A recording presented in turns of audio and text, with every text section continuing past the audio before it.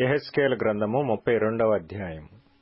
మరియు 12వ సంవత్సరము 12వ నెల మొదటి దినమున యెహోవా వాక్కు నాకు ప్రత్యక్షమై ఈలాగు సెలవిచ్చెను. నరపుత్రుడా, ఐగుప్తు రాజైన ఫరోను గూర్చి అంగలార్పు వచనమెత్తి అతనికి ఈ మాట ప్రకటింపుము. జనములలో కొదమసింహము వంటి వాడవని నీవు ఎంచబడితివి.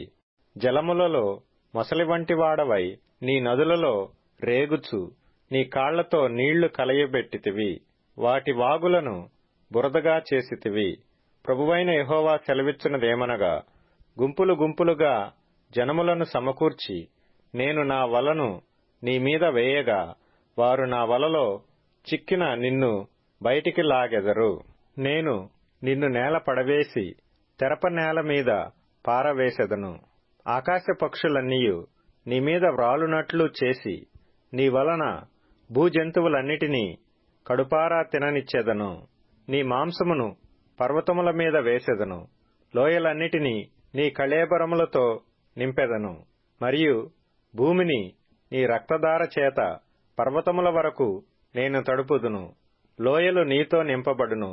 నేను నిన్ను ఆర్పివేసి ఆకాశ మండలమును మరుగు చేసెదను. నక్షత్రములను చీకటి కమ్మ చేసెదను. సూర్యుని మబ్బుచేత కప్పెదను. చంద్రుడు వెన్నెల కాయకపోవును. నిన్ను బట్టి ఆకాశమందు ప్రకాశించు జ్యోతులకన్నిటికిని అంధకారము కమ్మజేసెదను. నీ దేశము మీద గాఢాంధకారము వ్యాపింపజేసెదను. ఇదే ప్రభువగు యెహోవా వాక్కు. నీవు ఎరుగని దేశములలోనికి నేను నిన్ను వెళ్లగొట్టి జనములలో నీకు సమూల ధ్వంసము కలుగజేసి బహు జనములకు కోపము పుట్టింతును. నా ఖడ్గమును నేను వారి మీద జుళిపించెదను. నిన్ను బట్టి చాలామంది జనులు కలవరించుదురు. వారి రాజులను నిన్ను బట్టి భీతులగుదురు. నీవు కూలు దినమున వారందరును ఎడతెగక ప్రాణభయము చేత వణకుదురు. ప్రభువైన యెహోవా సెలవిచ్చినదేమనగా, బబులోను రాజు ఖడ్గము నీ మీదికి వచ్చును. శూరుల ఖడ్గముల చేత నేను నీ సైన్యమును కూల్చెదను. వారందరును జనములలో భయంకరులు. వారు ఐగుప్తీయుల గర్వము నణిచివేయగా దాని సైన్యమంతయు లయమగును. మరియు గొప్ప ప్రవాహముల దరినున్న పశువులనన్నిటినీ నేను లయపరిచెదను. నరుని కాలైనను పశువు కాలైనను వాటిని కదిలింపక యుండును. అప్పుడు నేను వాటి నీళ్లు తొణకకుండా చేసి తైలము పారునట్లు వారి నదులను పారజేసెదను. ఇదే ప్రభువగు యెహోవా వాక్కు. నేను ఐగుప్తు దేశమును పాడుచేసి అందులోని సమస్తమును నాశనము చేసి దాని నివాసులనందరినీ నిర్మూలము చేయగా నేను యెహోవానై ఉన్నానని వారు తెలిసికొందురు. ఇది అంగలార్పు వచనము. వారు దానిని ఎత్తి పాడుదురు. అన్యజనుల కుమార్తెలు దానిని ఎత్తి పాడుదురు. ఐగుప్తును గూర్చియు అందులోని సమూహమును గూర్చియు ఆ వచనమెత్తి వారు పాడుదురు. ఇదే ప్రభువగు యెహోవా వాక్కు. 12వ సంవత్సరము నెల 15వ దినమున యెహోవా వాక్కు నాకు ప్రత్యక్షమై ఈలాగు సెలవిచ్చెను. నరపుత్రుడా, అల్లరి చేయు ఐగుప్తీయుల సమూహమును గూర్చి అంగలార్చుము. ప్రసిద్ధి నొందిన జనముల కుమార్తెలు భూమి క్రిందికి దిగిపోయినట్లు భూమి క్రిందికిని పాతాళమునకును పోయిన వారి యొద్దకును వారిని పడవేయము. సౌందర్యమందు నీవు ఎవరిని మించిన వాడవు? దిగి సున్నతి నొందని వారి యొద్ద పడియుండుము. ఖడ్గము చేత హతమైన వారి మధ్య వారు కూలుదురు. అది కత్తిపాలగును.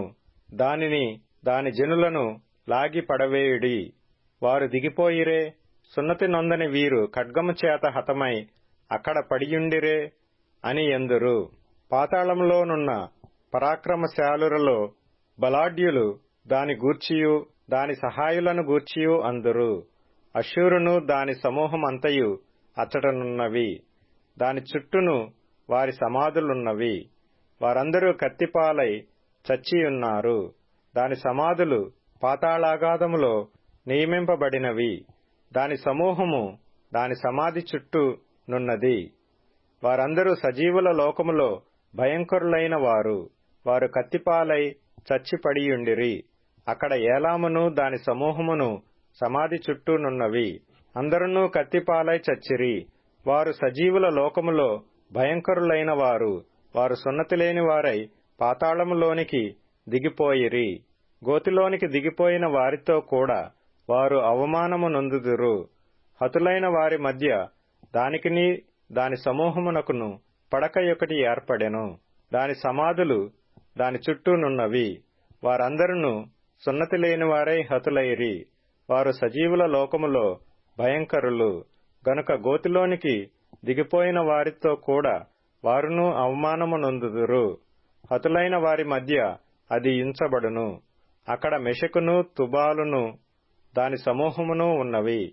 దాని సమాధులు దాని చుట్టూనున్నవి. వారందరూ సున్నతి లేనివారు. సజీవుల లోకములో వారు భయంకరులైరి గనుక వారు కత్తిపాలైరి. ఆయుధములను చేతపట్టుకొని పాతాళములోనికి దిగిపోయిరి. అయితే వీరు సున్నతి లేని వారిలో పడిపోయిన శూరుల దగ్గర పండుకొనరు. వారు తమ యుద్ధాయుధములను చేతపట్టుకొని పాతాళములోనికి దిగిపోయి తమ ఖడ్గములను తలల క్రింద ఉంచుకొని పండుకొందురు. వీరు సజీవుల లోకములో భయంకరులైరి గనుక వారి దోషము వారి ఎముకలకు తగిలెను. నీవు సున్నతి లేని వారి మధ్య నాశనమై కత్తిపాలైన వారి యొద్ద పండుకొందువు. అక్కడ ఎదోమును దాని రాజులను దాని అధిపతులందరును ఉన్నారు. వారు పరాక్రమవంతులైనను కత్తిపాలైన వారి యొద్ద ఉంచబడిరి. సున్నతి లేని వారి యొద్దను పాతాళములోనికి దిగిపోయిన వారి యొద్దను వారును పండుకొనిరి. అక్కడ ఉత్తర దేశపు అధిపతులందరును సీదోనీయులందరును హతమైన వారితో దిగిపోయియున్నారు. భయము పుట్టించినను అవమానము నొందియున్నారు. సున్నతి లేని వారై కత్తిపాలైన వారి మధ్య పండుకొనియున్నారు. గోతిలోనికి దిగిపోయిన వారితో పాటు వారును అవమానము నొందుదురు.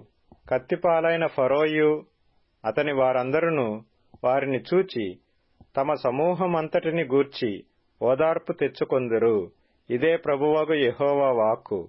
సజీవుల లోకములో అతని చేత భయము పుట్టించితిని గనుక ఫరోయు అతని వారందరును కత్తిపాలైన వారి యొద్ద సున్నతి లేని వారితో కూడా పండుకొందురు. ఇదే ప్రభువగు యెహోవా వాక్కు.